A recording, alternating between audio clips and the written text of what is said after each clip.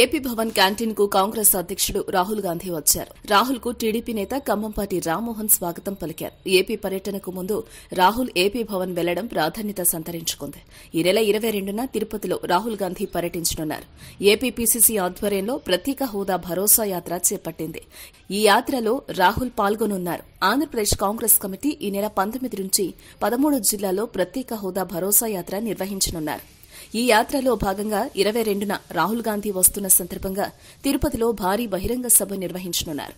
ఆంధ్రప్రదేశ్కు ప్రత్యేక హోదా అమలు చేస్తానని ప్రధాని మోదీ మాట ఇచ్చి తప్పిన ప్రాంతమైన తిరుపతిలోనే రాహుల్ ప్రత్యేక హోదా భరోసా యాత్రలో పాల్గొననుండడం విశేషం.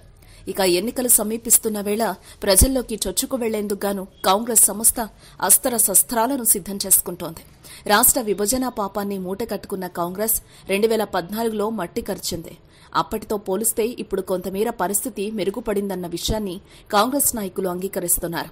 ముఖ్యంగా కేంద్రంలో యూపీఏ ప్రభుత్వం అధికారంలోకి వస్తే ప్రధానిగా రాహుల్ గాంధీ తొలి సంతకం ఏపీకి ప్రత్యేక హోదాపైనే ఉంటుందని స్వయంగా రాహుల్ గాంధీ ప్రకటించారు. ఈ ప్రకటనను ప్రజల్లోకి తీసుకువెళ్లడంలో కాంగ్రెస్ కొంతమేర ముందుకు వెళ్లింది.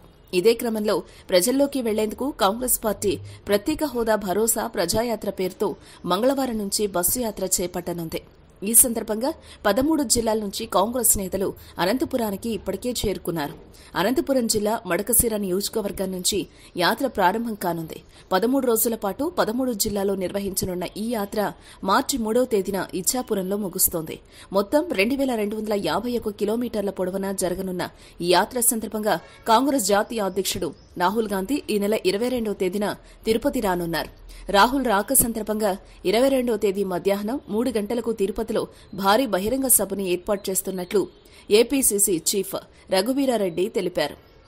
అనంతపురం జిల్లా మడకశిరలో ప్రారంభమయ్యే భరోసా యాత్రకు ఏఐసీసీ ప్రధాన కార్యదర్శి రాష్ట పార్టీ వ్యవహారాల ఇన్ఛార్జి ఉమెన్ చాందీ, కర్ణాటక మంత్రి శివకుమార్, ఉప ముఖ్యమంత్రి పరమేశ్వరన్తో పాటు ఏపీ మాజీ ముఖ్యమంత్రి కిరణ్ కుమార్ రెడ్డి కూడా హాజరవుతున్నారు.